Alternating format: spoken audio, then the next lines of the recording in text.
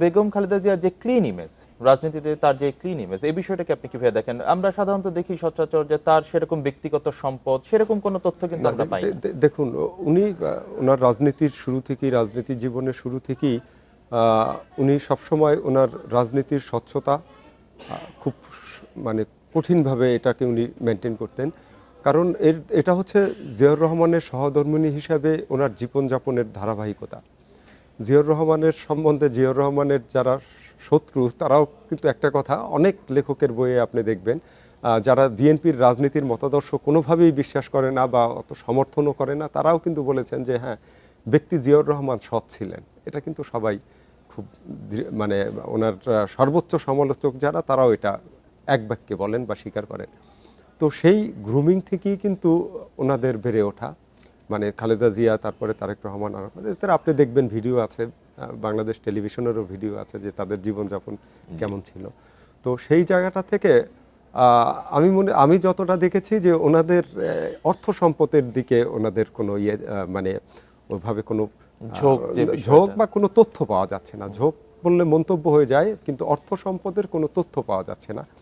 চুল পড়া অনেক কমে গেছে, থ্যাংক ইউ মা। চুলের ভিটামিন জুই মাল্টিভিটামিন কোকোনাট অয়েল।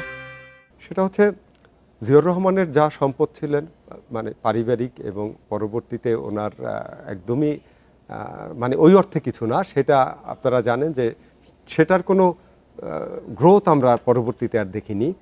ঠিক তেমনি খালেদা জিয়া যখন 2 সন্তানকে নিয়ে বিধবা হলেন, তখন সরকারের পক্ষ থেকে ওনাদের মইনুল রোডের বাসায়, যেটা পরবর্তীতে ওনাকে উচ্ছেদ করা হলো, ওটা থাকতে দেওয়া হয়েছিল সরকারের পক্ষ থেকে, এবং গুলশানে একটা বাড়ি দেওয়া হয়েছিল ওনাদের থাকার জন্য। ওইটা ভাড়াই ছিল, ওটা একটা বহুজাতিক একটা কোম্পানি ওটা ভাড়া নিয়ে, ওই ভাড়াটা ওনারা পরিবার মেনটেন করতেন।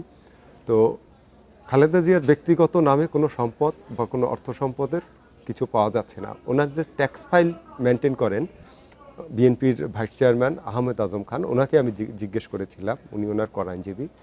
তো ওই অ্যাজ ইউজুয়াল একজন সাধারণ মানুষের করায় মানে ট্যাক্স ফাইল যেভাবে থাকে, ওনারটা ওইভাবে আছে, ওপেন আছে, চাইলে যে কেউ দেখতে পারে। তো অর্থ সম্পদ বা প্রাচুর্য, এদিকে ওনার কোনো মনোযোগ ছিল না। উনি খুব রুচিশীল ছিলেন।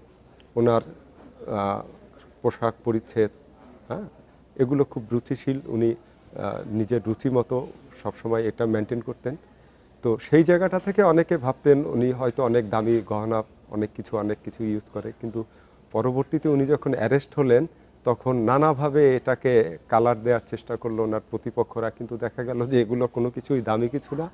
এবং উনি যেহেতু আল্লাহ তাআলা ওনাকে সৃষ্টি করেছেন মানে সুন্দর করে, উনি যা কিছু পোশাক পরিচ্ছদ পরতেন উনি মানিয়ে যেত।